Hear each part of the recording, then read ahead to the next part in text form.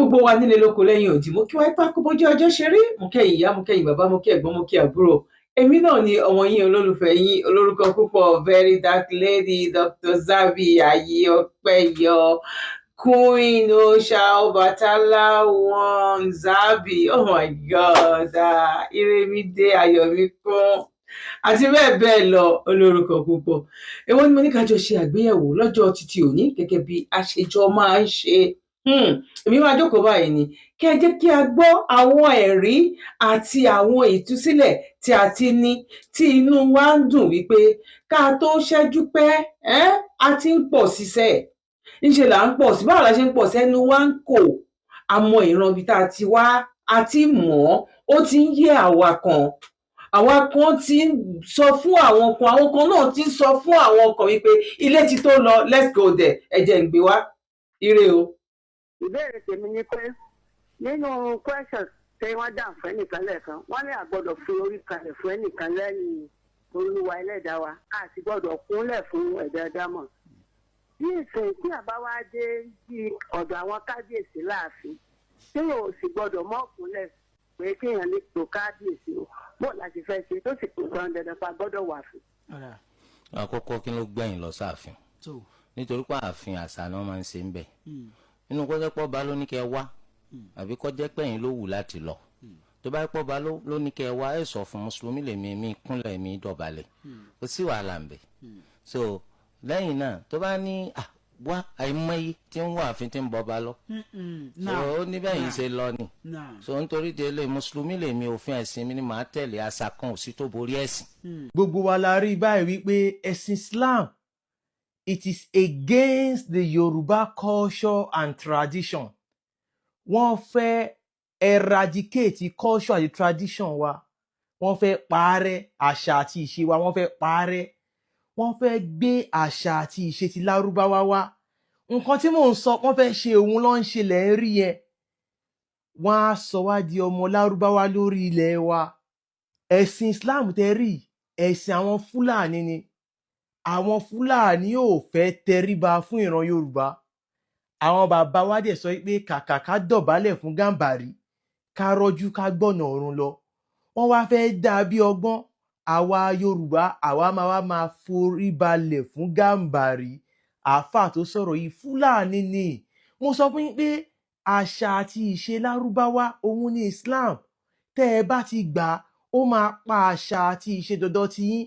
Ẹ̀yin máa wá di ọmọ Lárúbáwá lórí ilẹ̀ Yorùbá. Ẹ máa jẹ́ orúkọ Lárúbáwá, ẹ máa sọ èdè Lárúbáwá, ẹ máa múra bí Lárúbáwá, ẹ máa bá wọn sin Allah ère ilẹ̀ Lárúbáwá. Wọ́n á wá pa kádàrá yín dà sáìdá, wọ́n á sọ yín di ọmọ Lárúbáwá lórí ilẹ̀ wa. Ẹ̀sìn Islam wọ́n fẹ́ fi pa kádàrá wa dà sáìdá, wọ́n fẹ́ sọ wá di ọmọ Lárúbáwá. Òun ni àáfàá yìí sọ pé ẹni tó bá ti lọ sí ọ̀dọ̀ ọba, tó bá ti jẹ́ mùsùlùmí lèmi o, èmi ò kì í dọ̀bálẹ̀ fún ọba tá a ti ń dọ̀bálẹ̀ fún kó tó gbé olórí burúkú ẹ̀sìn Islam yìí kó tó gbé wá. Ṣé ẹ rí ìdí nìyí tí mo fi sọ pé kẹ́ ẹ wò dáadáa àwọn olóṣèlú tẹ́ bá máa dìbò fún. Àwọn olóṣèlú kan wà wọ́n gbé ẹ̀sìn Islam sórí, wọn ò ní dọ̀bálẹ̀ fọba torí pé tẹ̀blíkì ni wọ́n. Ṣé ẹ rí ìwé yìí, ìwé òfò, ìwé àdánù ni, ìwé orí burúkú ni. Ṣé ẹ rí ẹ̀sìn Islam, ẹ̀sìn orí burúkú ni. Ṣé ẹ rí Allah, ère burúkú kan báyìí ni. Ṣìgìdì burúkú ilé Kàbá, òun ni Allah. Kò kí ń ṣọlọ́run Olódùmarè. Ọlọ́run Olódùmarè ti dá wa pé ó fún wa ní àṣà àti ìṣe wa tó yẹ òun ló rẹwà jù ní gbogbo àgbáyé. Àwọn mùsùlùmí yìí wá fẹ́ dojú ẹ̀ délẹ̀. Tí ọmọ bá jí láàárọ̀, ó máa kúnlẹ̀ kí ìyá àti bàbá ẹ̀, á dọ̀bálẹ̀ kí ìyá àti bàbá ẹ̀. Nígbà tí ẹ̀sìn òfò yìí wá, ó ní irọ́ o, ẹ gbọ́dọ̀ kúnlẹ̀ o, àbí kẹ́ máa foríbalẹ̀ fún ṣìgìdì Allah nìkan o. Ṣìgìdì Allah nìkan ni kẹ́ máa. Allah yìí ò kí ń ṣọlọ́run Olódùmarè o. Ẹ̀yin èèyàn ẹ jí o, irọ́ lásán ni o, fege ni o.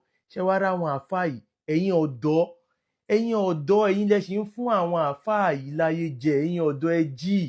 Irú àwọn àáfàá tó bá ti sọ̀rọ̀ báyìí, ó yẹ káwọn ọ̀dọ́ lọ dá sẹ̀ríà fún wọn ni. Ẹ̀yin ọ̀dọ́ ẹ jí. Ẹ̀sìn Islam wọ́n fẹ́ fi ba ilẹ̀ wa jẹ́ ni. Tán bá ba ilẹ̀ wa jẹ́ kò máa síbòmíì tá a fẹ́ lọ. Ẹ wo ilẹ̀ Haúsá, wọ́n ti ba ayé wọn jẹ́ pọ́dọ̀ wa ló ń sá wá. Tí wọ́n bá ba ilẹ̀ wa jẹ́ kò síbi méjì tá a fẹ́ lọ. Ẹ̀yin ọmọ Yorùbá ẹ jí gìrì, irọ́ lásán òun ní Islam. Èmi ń búra fún yín sẹ́ wípé Allah yìí kò kí ń ṣe Ọlọ́run Olódùmarè. Kò sáàfáà náà tó fẹ́ wá sọ́dọ̀ wa tó fẹ́ wá prove ẹ̀ fún wa wípé Allah lọ́lọ́run. Kò kí ń ṣe Ọlọ́run Olódùmarè. Èrè lásán ni. Gbogbo nǹkan tó wà nínú ìwé yìí claims lásán ni. Èmi mo dá ilé yìí. Tẹ́ ẹ bá lọ wo Quran chapter 92 verse 3, Allah ń fi ẹni tó dá akọ àtabo fi ń búra. Allah ò kì í ṣe Ọlọ́run Olódùmarè. Ẹ jí, ẹ má sùn. Ẹ má jẹ́ kán fi ẹ̀sìn Islam kán fi ba àṣà àti ìṣe wa jẹ́. Ẹ má jẹ́ kán fi ba ilẹ̀ wa jẹ́ o. Quran irọ́ lásán ni. Allah kò kì í ṣe Ọlọ́run Olódùmarè. Èrè lásán ni. Paracetamol 10 naira ó lágbára ju Allah lọ. Mo sọ yìí mo dúró. Ó dìgbà. Ṣẹ́rí tí bá ń sọ pé àwọn leaders wa àti political àti traditional àti spiritual wọn ò ń ṣèyàn dáadáa, ẹ máa rò pé kí ni bàbá yìí máa ń sọ. Ṣé àwọn political leaders wa àti traditional leaders wa àti spiritual leaders wa gbogbo wọn pátá ni wọ́n mọ̀ wípé àwa Nigerians a wà nínú okùn ẹrú. Gbogbo wọn ni wọ́n mọ̀ wípé a wà nínú okùn ẹrú, pé we are not independent, we are ní freedom, we are still very much colonized. It's just that new colonization òun là ń experience rọ lọ́wọ́. Wọ́n wá pé kí ni Olúṣèyí sọ. Ìdí tí irú wa ṣe máa ń sọ pé rọ àwa fẹ́ kí Yorùbá kó kúrò Nàìjíríà ká lọ dá ní orílẹ̀-èdè tiwa. Orúkọ tó bá dẹ̀ wùn wá ká fún, but we Yorùbás we need to leave Nigeria normal. Tá a bá fẹ́ true freedom, tá a fẹ́ kí ìlọsíwájú dé bá wa, tá a fẹ́ kí ìdẹ̀ra kó dé bá wa, a need láti fi Nàìjíríà sílẹ̀ ká lọ dá country tiwa sílẹ̀ ká wá fún lórúkọ tó bá wùn wá. Ká máa sì èdè Yorùbá tiwa, èdè wa yìí, èdè abínibí wa ká máa sọ lẹ́nu bí official language wa. Ìmúra wa, àṣà wa ni kó jẹ́ way of life wa 100%. In fact, ògùn wa, àgbo wa ni kó jẹ́ ògùn tiwa. Ṣé you understand? Ẹ máa ní pé ìmọ̀ nǹkan tí mò ń sọ. Ṣé àwọn leaders wa yìí ìkà ni wọ́n, nítorí pé kí ni ó pè wọ́n bóyìnbó ṣe fi wọ́n sí ipò olórí ẹrú, as in ẹrú olórí ẹrú. Ó pè wọ́n torí ẹ̀ ni wọ́n ṣe gbìmọ̀ pẹ̀lú àwọn òyìnbó láti máa continue láti máa fi wá sínú okùn ẹrú. Kí dẹ̀ nìdí? Àwọn leaders wa ò fẹ́ràn wa o. Ṣé you understand? Wọ́n kí n tó sọ̀rọ̀ lórí ẹ̀, mo fẹ́ kí ẹ rí fọ́nrán bàbá Bọ́lá Ahmed Tinubu, àti mọ̀ bí orúkọ ẹ̀ gangan nìyẹn, but bàbá Bọ́lá Ahmed Tinubu, mo fẹ́ kí ẹ ní fọ́nrán ẹ̀ kẹ́ ẹ gbọ́ nǹkan tó sọ ń bẹ̀. Ẹ jẹ́ ká jọ wo fọ́nrán náà, mo ń bọ̀. For God has put us together, there's no doubt that we are going to be one. Let me allude to something, the change of national anthem. Some people say, okay, say what? Is that your priority? It's my priority. I agree with the National Assembly. If they make law, I got to obey that law, or we disagree openly and close the chapter. But the question of diversity, who gave us the name Nigeria? Is it not Britain? Have we changed our name? We are Nigerians. Our passport shows that. As long as we are Nigerians and one family, we remain and protect our diversity and love one another as brothers and sisters. The question of who you are, you have no control over it. It is God Almighty that put you in that particular place and make you a member of that family. You have no control over it. When I came begging for votes, I didn't say vote for me as a Yoruba man. I say vote for me as a Bola Ahmed Tinubu. One of you accept me. And I could see the result. I'm handing on to that mandate jealously. And I'm working my heart out. And I promise you, I still work harder. Ṣé ti gbọ́ báyẹn? Fẹ́ni tó bá ní sense tọpọlọ ẹ̀ pé ó máa ní àgbọ́yé nǹkan tí bàbá Bọ́lá Ahmed Tinubu ń gbìyànjú láti sọnù fúnra yìí. Ṣé ti gbọ́? Ó sọ bẹ́ẹ̀, ibi tí mo fẹ́ sọ, aside from the fact kó sọ pé who gave us national anthem, who named us Nigeria, you know, yes, it shows that he knows that Britain ló ṣe ń control wa. A ṣe wà London ọkùnrin ní Britain, ṣó yẹ yín, but nítorí pé ó pì ẹ̀ ń rówó bí a trillionaire, I don't even care, ó lówó lágbára, ó pì ẹ̀ kó sì jẹ́ ká wà nínú okùn ẹrú yẹn. Ó ń sọ Nigeria ni wá, it is God that kept us here. No, God kọ́ ló keep wá síbí, ẹ̀yin ìkà ẹ̀dá, ẹ̀yin lẹ fi wá síbẹ̀. And jẹ́ mọ́ honest thing, Baba Bola Ahmed Tinubu, Ọlọ́run bá ń gbọ́, he would have been one of the best Yoruba politicians pẹ̀lú knowledge tó ní. But instead, ìmọ̀ tó ní yìí, instead kó lò láti fi jà fún freedom àwa Yorùbá, ó ṣe ló tún lò láti túbọ̀ fi wá sínú okùn ẹrú. And that is why we are suffering so much today. And ẹ má gbọ́ púpọ̀ náà àwọn politician yìí, àwọn ni wọ́n mọ kíní yìí. Ṣùgbọ́n nítorí pé wọ́n ń jẹ látàrí pé àwọn ni olórí ẹrú làwọn náà, ṣùgbọ́n wọ́n ti fi wọ́n sípò ẹrú tó wà in charge of other rules. Ó pè wọ́n bẹ́ẹ̀, which is bad, which is very very bad. Because nǹkan tó ń ṣe yìí, ìpalára ló ń jẹ́ fún àwọn mẹ̀kúnnù. Àwọn mẹ̀kúnnù wọ́n ń kú, ìyà ń jẹ wọ́n, ebi ń pa wọ́n, wọn ò gbégbé ayé ìrọ̀rùn. Nǹkan tí àwọn leader yìí tó ń ṣe kò tó fà fún wa nìyẹn. So Baba Bola Ahmed Tinubu knows very well that we are still very much slaves of àwọn Britain. Ṣẹ́gẹ́s, ṣùgbọ́n nítorí pé ó ń rí jẹ́ńbẹ̀ àtàwọn ẹ̀mẹ̀wá ẹ̀, wọn ò sòdodo, wọn ò jà fún freedom wa. Rather, wọ́n keep us in slavery just because they are higher slaves. Ṣé ti wá rí báyìí? No wonder tó ṣe jẹ́ wípé nǹkan tí bàbá ọmọ Iléṣòwò rẹ̀ sọ nípa pé Baba Bola Ahmed Tinubu sponsor Yorùbá nation láti ṣẹ̀rùbà àwọn Fúlàní tí wọn ò fẹ́ fún wọn ní tíkẹ̀tì lẹ́yìn ìgbà tí Buhari bá ṣe tán ní president. No wonder tó ṣe jọra wọn. So there might actually be an atom of truth or even the entire truth wípé truly Baba Bola Ahmed Tinubu sponsored that Yorùbá nation because he himself knows that Yorùbá nation is the true freedom of the Yorùbás. But because he's still very much selfish, he's still very much greedy, he wants to be president of Nigeria for whatever reasons best known to him till they come in.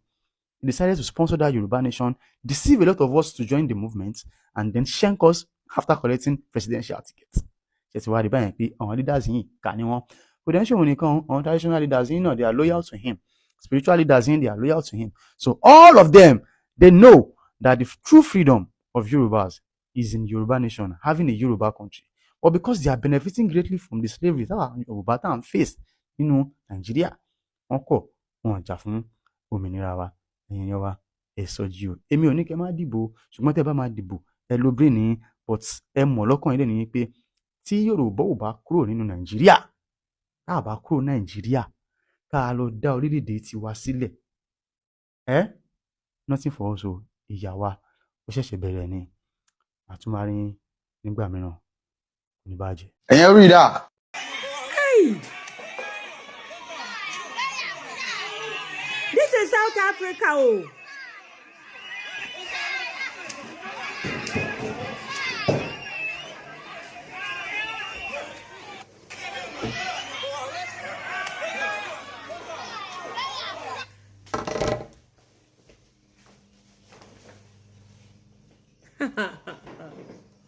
Yeah, God have mercy.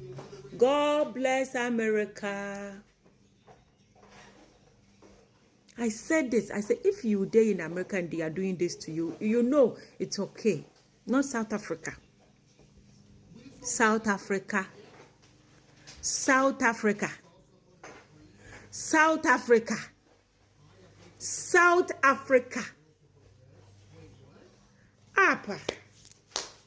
South Africa, you guys are doing this. Oh, it's not any South Africa.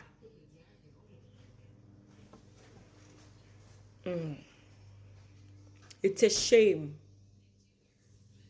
It is a shame.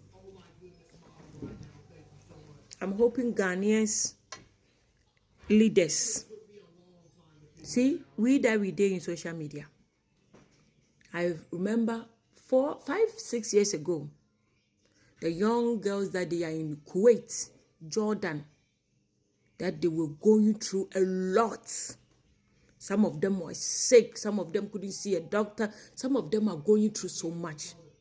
And those people that they are living with them, they are not helping them. They are sick. They are still working. These people are treating them so bad. They don't give them the food. They cannot sleep. They don't take a break from work. These people, they're working them like they are like, and we try. You should see me with my bad English, speaking English to somebody in South Africa, Jordan, who was telling us that the government should come and take these young ones too, because if not, something bad will happen to them. Once we were doing that, I remember it was Jordan or something. There was a fire. I see. If I tell you what I have been through in this social media here, we were able, a lot of people do contribution. We were able to take these girls, more than 3,000 girls. I remember when they were in the plane singing, a lot of them. That was COVID time. We were able to let these people plane ticket and everything for them to go to Africa, Ghana. When they went in there a few months, 2 months, 3 months, some of them have my number. They start calling me, Auntie Nana, we are here, there's no job. Oh. Auntie Nana, we are here, there's no job. Oh. Auntie Nana. There was this lady that she wanted the place to sleep. She said, even if you're uncompleted house. So one of the viewers was like, oh, I will give you a place to stay. Give her a place to stay.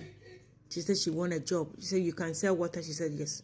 Later on, she said that the water is not moving. One day I did there, this girl called me. I want to go back to Jordan. I'm like, what? She said, yeah, Auntie Nana is better than here.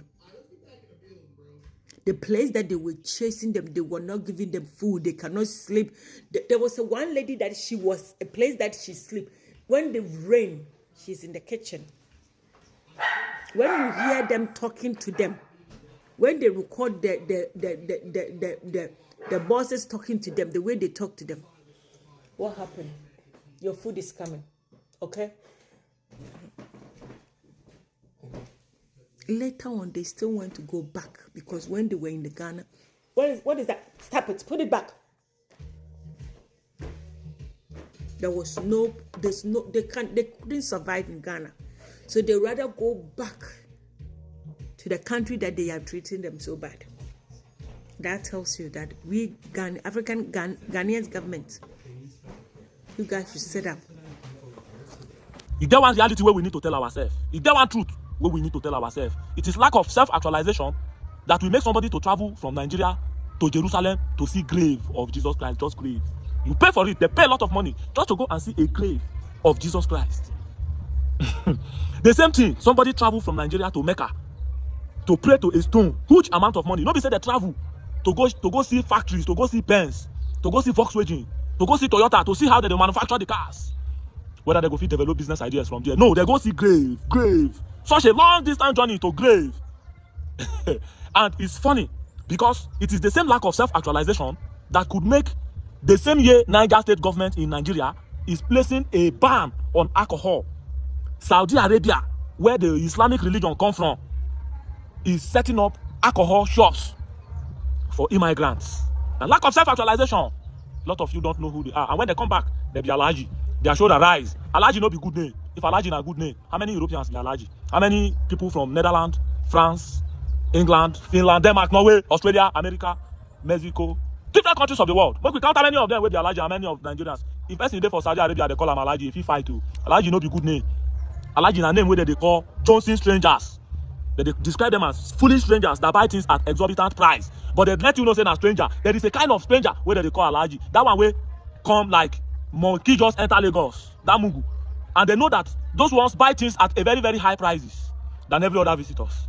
So if they tell them, say, oh, they come with the mentality of, oh, na Mecca now, na Saudi be this, so gold supposed cost for here. If the price gold, they go call exorbitant money for them. They say, na Holy Land, it's supposed to be expensive. Jalabia, everything where they sell them expensive for them. Because their mentality is, that is a holy land where everything should be expensive. But that is madness. That is the lack of self-actualization. And every human being needs self-actualization. You need to know who you are. You need to know your own identity. You need to know where you belong. And you need to know what belongs to you. So, anytime you are talking about how these people came in to demonize our culture, to bastardize our tradition, painfully, brutally, they will come up, oh, if not be colonization, you forget the English where you speak, you forfeit read and write. That is foolishness. The midwives just came, but people have been giving birth. People have been giving birth before the midwives came. We have our society. There is no ailment, there is no sickness that confronted our forefathers that they did not have a cure for it. And we did not see reading and writing as a means of communicating information to our offspring because we have something superior and more advanced than reading and writing, which is reincarnation. Because if I can come to this world and look like my grandfather, that means I can carry the information he carried. And our forefathers never needed to go to school to study medicine before they could produce herbs. It is in the blood. It is in the lineage. So, it means information was transferred from one generation to generation without writing. Writing is a sluggish way of transferring information, and that is why most of you that depends your intelligence on reading and writing are very sluggish and idiotic. You are very, very slow to process thoughts. Remember that everything that is written was written by somebody who thought about something. Nothing wrote itself, which means somebody must have thought before anything was written. And the ink is still here, and the paper is still here. If you depend too much on writing, why can't we write now and forget about what has been written? So that in the next 2,000 years to come, people will say it was written. Yes, we can always write if writing is too important to you. Now, lack of self-actualization. You people don't know who we are. You don't know what we are. Because our tradition and our culture was stolen away. What is culture? Culture is the way of life of people. You people don't respect culture, and that is why you are wayward. That is why you act like morons. Because I don't see any reason why it is clearly stated that this letter is a letter written to the people of Rome. This letter is a letter written to the people of Corinthians. This letter is a letter written to the people of Galatians, Ephesians. And you and I know that the Rome is still existing. If you go to that Rome, they don't care about that Roman chapter nonsense you are talking about. If you go to Galatians, they don't care about those letters. If you go to Corinthians, Thessalonians, present-day Greece, those people don't know about this Corinthians chapter nonsense you are quoting for me. So you went and photocopied the whole letter that is written to people who are not even connected to you, and you want to use that letter to become a smart person. It's not possible. You're not from Rome, and the people of Rome are not even using that letter. And these letters, if it is one information they needed to spread to everybody, they would not have written a letter specifically for Rome, for Thessalonians, for Ephesians, and all those people. Those letters were written in considerate of the culture of those people, so that they can practice a kind of Christianity that suits into their religion and their culture. And that is how there won't be conflict. Any religion that does not fit into your culture, does not fit into your identity, you cannot practice it. But Mumu people, when I go print the letter where no they meant for, there was no Egyptian chapter 1 verse 2. They didn't write to Egypt. Egypt is older than all those nations. They did not write to Sudan. They did not write to Ethiopia. They will tell you Nigeria never existed. So if we never existed, does it mean black people still never existed to be included in the Bible and the Quran? They never thought we were human at that time. Maybe they thought we were not humans. But that is nonsensical. Such book should not exist. Not just only talking about Bible. The same thing with the Quran. In fact, I don't talk much about the Quran because you are seeing more abnormalities, more madness. So, wake up to who you truly are, what you think, what you believe, what you are eating, what you are doing, what you are thinking, how does it better the society? Our forefathers, where I come from, Kogi State, if you are giving herbal medicine, they will keep on telling you that if you monetize it too much, it's not going to work. People who give medical aids in the society of our forefathers never did that to make money. They never waited for people to be sick so that they can make money from it. No. They saw it that, no, if you have this herb, use it to help people. In fact, somebody that is sick is not even somebody that should have money to pay you, until the Westerners came and brought a luxurious story about medicine, buried in white chalk. We abandon herbs that is accessible to everybody and everybody can afford, and embrace the Western medicine. Then they trained people who have to depend on the sickness of people, and now you have readily available doctors who want to be rich, and there are no more patients. They have to cause the sickness. And that is how you hear strange sickness. They will give false alarm. Hey, COVID, hey. People will start buying. They are making money. Immediately, people have to make money from the ignorance of others. Something is wrong there. Immediately, somebody have to make money from the affliction of others. Something is wrong there. And that was why most of the people of the society of our forefathers were farmers. Because nobody have to make money from hunger or cause hunger to make money. Everybody was hungry and everybody needed food. And if everybody have food, the biggest problem of the world is half solved. But we go individual, embracing the West. Now what we have is chaos. Self-actualization is the key. Wake up. Forget everything you already believe because there is no truth in it. I bet you. And if there is truth in it, question it until you rediscover the truth again. If it is true, if what you believe is true, question it, you will rediscover the truth. Don't be scared to question it. Don't be scared to question your belief. If it is true, you will get to the same spot of the truth. But if it is a lie, you will discover the truth. So question your belief. Stop being scared. Don't be scared.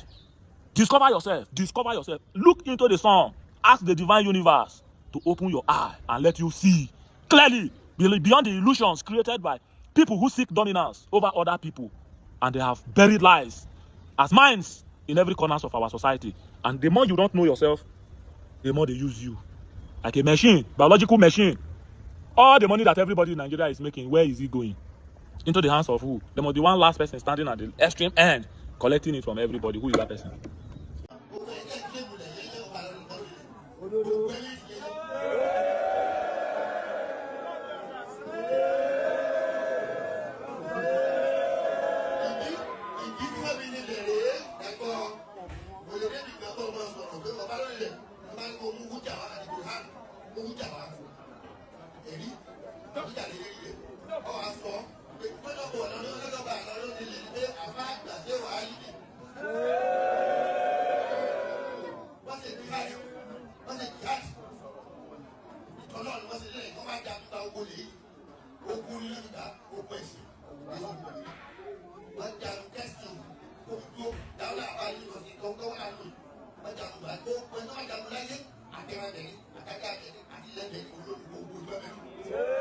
ilẹ̀ Yorùbá ni wọ́n sọ fún yín yẹn, wọ́n ní àwọn làwọn ní gbogbo ilẹ̀ yẹn, wípé Álímì ó jagun gba gbogbo ilẹ̀ yẹn ni.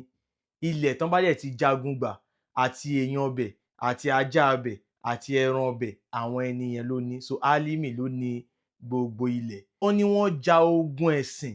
Kí ni nǹkan tá à ń pè ní ogun ẹ̀sìn? Òun ni jihad. Ogun ẹ̀sìn yẹn náà ni Muhammadu jà, tó ń pa gbogbo àwọn èèyàn kiri pé kán máa ṣe Islam.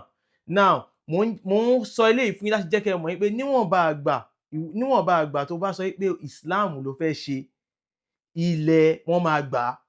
Torí tó bá ti di mùsùlùmí, àwọn Fúlàní yẹn máa wọlé, wọ́n á pa gbogbo àwọn ọba yín, wọ́n á gbé ẹ́míà síbẹ̀, wọ́n á gba ilẹ̀ yín. Gbogbo àwọn nǹkan tí mò ń sọ yìí, gbogbo nǹkan tó wà nínú Kùránì ni. Àmọ́ bí mo ṣe ń sọ̀pọ̀ á máa wò pé ìsọkúsọ wo lọmọ yìí ń sọ yìí, ọmọ yìí ò mọ nǹkan tó ń sọ yìí. Àmọ́ ẹ̀yin ń rí níbi tí wọ́n ti sọ pé Álímì ó ja ogun ẹ̀sìn gba ilẹ̀, wọ́n convert wọn sí mùsùlùmí, wọ́n dẹ̀ di mùsùlùmí tán, gbogbo ilẹ̀ wọ́n dẹ̀ lọ. Ẹ wá jẹ́ kí n tún wá ka Kùránì yìí fún yín. Ẹ ká lọ sí Quran chapter 33 verse 27. Ó ní Allahu sì jogún ilẹ̀ wọn, ilé wọn, dúkìá wọn àti ilẹ̀ tí ẹ kò tẹ̀rí fún yín. Allahu sì ń jẹ́ alágbára lórí gbogbo nǹkan. Àwọn ilẹ̀ ń sìn wọ́n ti jogún ẹ̀ fún wọn. Wọ́n wá sọ pé Allah tún fẹ́ jogún àwọn ilẹ̀ tí wọn ò tẹ̀rí. Òun ni àwọn ilẹ̀ tọ̀dọ̀ ti yín. Torí pé ẹ̀yin ti ń di mùsùlùmí, ẹ ti ń gba Islam, ilẹ̀ yín òun ni wọ́n máa gbà yẹn. Ẹ̀sìn Islam irọ́ lásán ni, ẹ̀sìn ajagungbalẹ̀ ni. Mo sọ fún yín pé wọ́n gbé ẹ̀sìn yín wá láti wá fi jà wá lógun ni. Ẹ̀yin ọmọ Yorùbá ẹ ronú, ẹ jí. Gbogbo nǹkan tí mò ń sọ yìí, eléyìí ò ń ṣe pé bóyá à ń tako ẹ̀sìn, kò ń ṣe pé bóyá a kórìíra ẹ̀sìn. Òdodo là ń sọ. Àwọn àáfàá yín wọ́n mọ̀. Gbogbo àwọn àáfàá yẹn Fúlàní ni wọ́n ti dá gbogbo wọn síta láti Ìlọrin kí wọ́n lọ di àwọn mọ́sálásí kọ̀ọ̀kan mú, kán máa parọ́ fún gbogbo àwọn èèyàn ń bẹ̀ kí wọ́n lè máa gba ẹ̀sìn yẹn. Bí ìwọ ọmọ Yorùbá bá ṣe ń ṣe ẹ̀sìn yẹn, ẹ̀sìn Fúlàní ló ń ṣe. Ẹrú ló máa ṣe ní abẹ́ Fúlàní yẹn tí wọ́n máa fi kọ́ńkà gbogbo ilẹ̀. Ẹ̀yin èèyàn wa ẹ jí o. Jihad tí wọ́n sọ, òun náà ni wọ́n ń ṣe, lọ́n fi ń pa wọ́n Kwara o. Òun lọ́n ṣe tó fi pa wọ́n tán ní ilẹ̀ Haúsá. Òun ni wọ́n ń ṣe, jihad yẹn ni wọ́n ń ṣe bọ̀. Wọ́n fẹ́ gba gbogbo ilẹ̀ Yorùbá. Àmọ́ ọ̀pọ̀lọpọ̀ ọmọ Yorùbá wọ́n ti kó wọn ní ẹrú ọpọlọ, wọn ò lè dánú rò. Wọ́n ti nígbàgbọ́ pé ibì kan wà tó jẹ́ àlùjànnà táwọn ń lọ, ibì kan wà tó jẹ́ inú iná táwọn kan ń lọ. Irọ́ lásán ni o. Táwọn ará bíi bá gba ìjọba, tó bá kí ń ṣe mùsùlùmí, o ò ní lè ṣiṣẹ́. Tó bá kí ń ṣe mùsùlùmí, o ò ní lè ṣe nǹkan kan. Wọ́n ti gbalẹ̀ yín nìyẹn, ó ti lọ nìyẹn. Ẹ̀yin èèyàn wa ẹ jí, ẹ má sùn. Ẹ̀sìn Islam irọ́ lásán ni. Wọ́n wá fi jà wá lógun ni. Allah kò kí ń ṣọlọ́run Olódùmarè, èrè lásán ni. Paracetamol 10 naira ó lágbára ju Allah lọ. Mo sọ yìí, mo dúró. Ojú wo la fi wò ó? Báwo la ṣe rí sí? Fún àwọn tí wọ́n bá rò wípé ṣé léyìí ló kàn ni? Àní àwọn ìran tó kọjá lọ, tá a bá ṣe àforíjì fún wọn, àwọn tó ń bọ̀ ní ẹ̀yìn wa, ẹ má jẹ́ kí wọ́n máa ṣẹ́ ìpè fún wa. Wọn ò ní ṣe àforíjì fún àwa. Kí nìdí? Ìdí ni wípé wọ́n mọ̀ wípé wọ́n rí gbọ́, wọ́n rí Facebook, wọ́n rí YouTube, ọmọ tán tí lóyún ẹ̀ ń sìn tó ń bọ̀, wípé àwọn kan wà, ó yẹ kán lè yọ wọ́n nínú àjàgà káwọn tó dé, káwọn kan tiẹ̀ ti ṣe ìpalẹ̀mọ́ náà ni wípé ẹ máa rí wípé tí wọ́n bá fi ìdajì church àti mọ́ṣáláṣí tó wà ní ilẹ̀ kóòtù òjíire tí wọ́n bá fi bẹ̀rẹ̀ sí ní máa ṣe iléeṣẹ́, ẹ máa rí wípé àwọn tó ń bọ̀ lẹ́yìn ara máa túrọ̀ wọn ju báyìí lọ. Ìyá mi, bàbá mi, ẹ̀gbọ́n mi àtàbúrò mi, láì má ba ẹ̀sìn kankan jẹ́, ìgbésí ayé àwọn ọmọ kóòtù òjíire la fẹ́